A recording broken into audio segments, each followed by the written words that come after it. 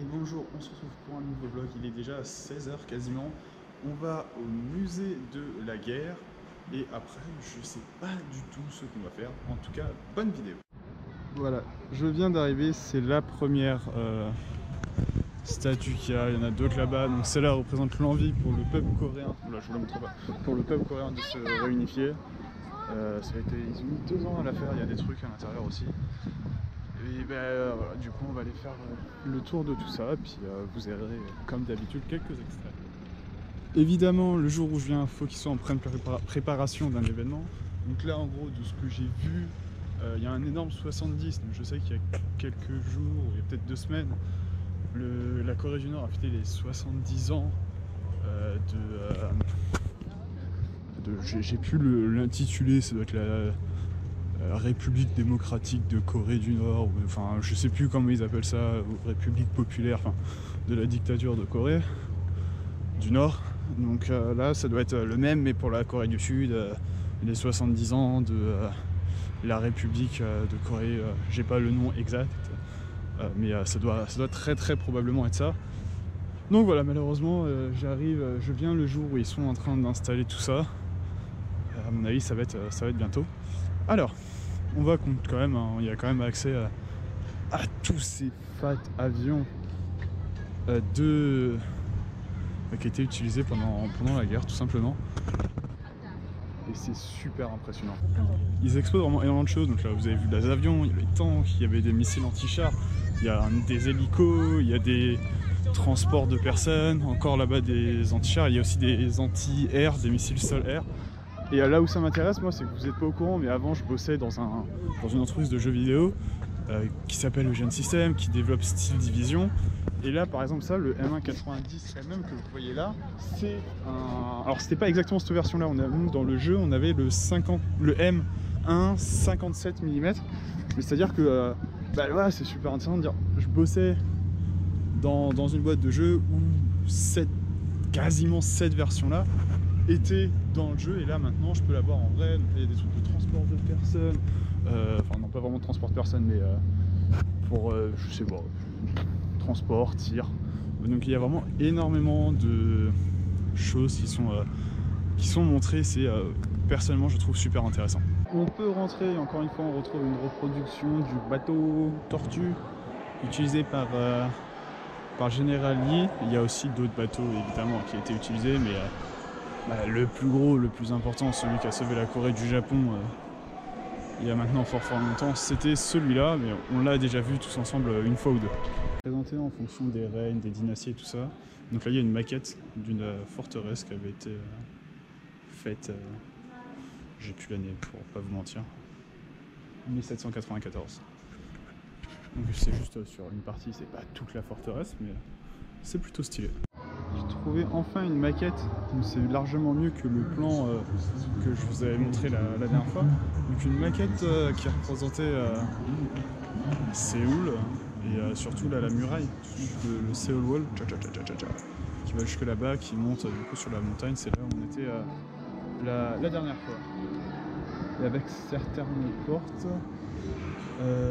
lesquelles on a vu. Est-ce qu'on aurait fait de celle-là? Celle-là, non, parce que j'ai pas traversé toute la montagne, donc il y avait peut-être pas, ils ont peut-être pas modélisé, ou c'est peut-être sur une période où il n'y avait pas encore toutes les portes. En tout cas, voilà le Seoul Wall dans sa totalité, comme on ne peut plus l'avoir aujourd'hui, parce que maintenant il y a des bouts de ville et il n'a pas été reconstruit partout. Il y a quelque chose qui m'impressionnera toujours dans les musées, mais qu'ils ont réussi à rentrer des avions, des tanks à l'intérieur du bâtiment. C'est pas qu'ici, en Europe aussi, mais c'est vraiment ouf. Je sais pas comment ils font, enfin si je sais, mais ça m'impressionnera tout le temps. C'est réunissent aujourd'hui. Je viens d'arriver, les mecs qui sont là en train de se préparer à rentrer, gros. J'étais pas prêt, je les ai vus comme ça en train de s'amuser avec les armes. C'est plutôt ouf. Donc le musée c'est terminé, il va fermer bientôt, c'était déjà en train de fermer.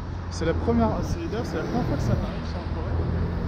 Il était censé fermer à 18h30, donc même là il y a encore 26 minutes. Mais je sais pas, à partir de 17h40, donc quasiment une heure avant, il fermait déjà certaines parties. C'est la première fois que ça m'arrive ici, mais j'étais un peu choqué. Mais on s'y va la vie, hein. Du coup là, on va aller dans un parc. J'ai vu que l'arrêt d'après à la station de métro c'était machin parc. Je me suis dit pour que la station de métro et le nom du parc, ça doit être plutôt un gros parc. Il n'a pas l'air si grand que ça, mais peut-être qu'il est beau, j'espère. Parce que voilà, en tout cas, on va à ce parc là découvrir. Il est à 2 km, même pas 2 km, 1 km 5, donc on va y aller à pied. Et c'est parti, espérons ne pas se tromper de chemin. Bah, il semble cool ce petit parc.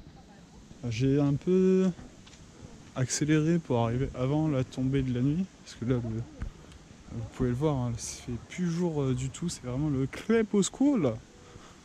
Et je sais que vous voyez rien quand il fait nuit avec la GoPro, donc on va essayer d'avoir une vue au moins un petit peu sur le parc ou un truc. Mais bon, je descends, il n'y avait pas de pointe plus haut, donc je pense pas que vous aurez de vue sur le parc, mais en tout cas je peux vous garantir qu'il semble vraiment cool.